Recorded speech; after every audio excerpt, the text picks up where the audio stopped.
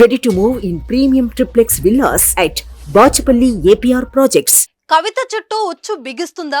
ఆమెకు బెయిల్ వస్తుందా? బెయిల్ వచ్చినా సిబిఐ అరెస్టు తప్పదా? ఢిల్లీ లిక్కర్ స్కామ్ లో జైలు శిక్ష అనుభవిస్తున్న కవిత విషయంలో ఏం జరగనుంది?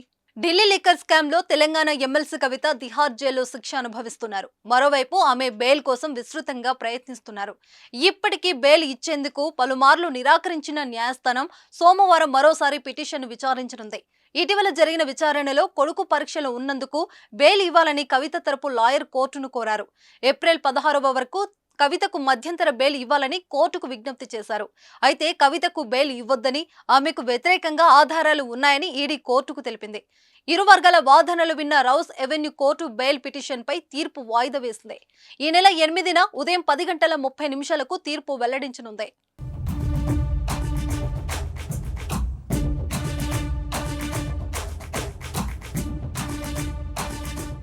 అయితే సోమవారం కవితకు బెయిల్ వచ్చినా వెంటనే సిబిఐ అరెస్టు చేస్తుందనే ప్రచారం జరగడం గులాబీ శ్రేణులో గుబులు రేపుతుంది.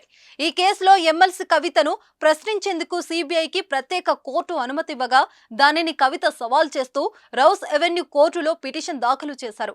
అయితే కవిత పిటిషన్ పై కౌంటర్ దాఖలు చేసేందుకు కొంత సమయం కావాలని సిబిఐ కోరగా ఏప్రిల్ 10 వరకు సమయం ఇస్తామని కోర్టు తెలిపింది.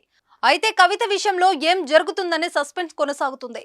కవితను సిబిఐ అరెస్టు చేయడానికి ప్రయత్నిస్తుందని అడ్వకేట్ మోహిత్ రావు కూడా తెలిపారు.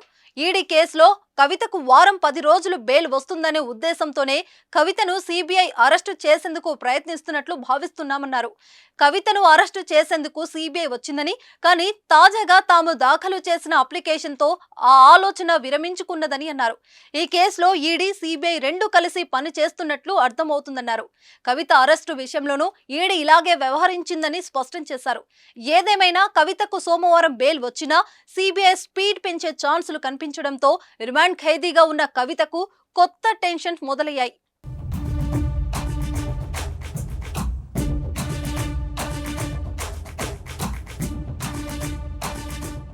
సుమన్ టీవీలో మీ పర్సనల్ అండ్ బిజినెస్ ప్రమోషన్స్ కోసం కింది నెంబర్కి కాంటాక్ట్ చేయండి.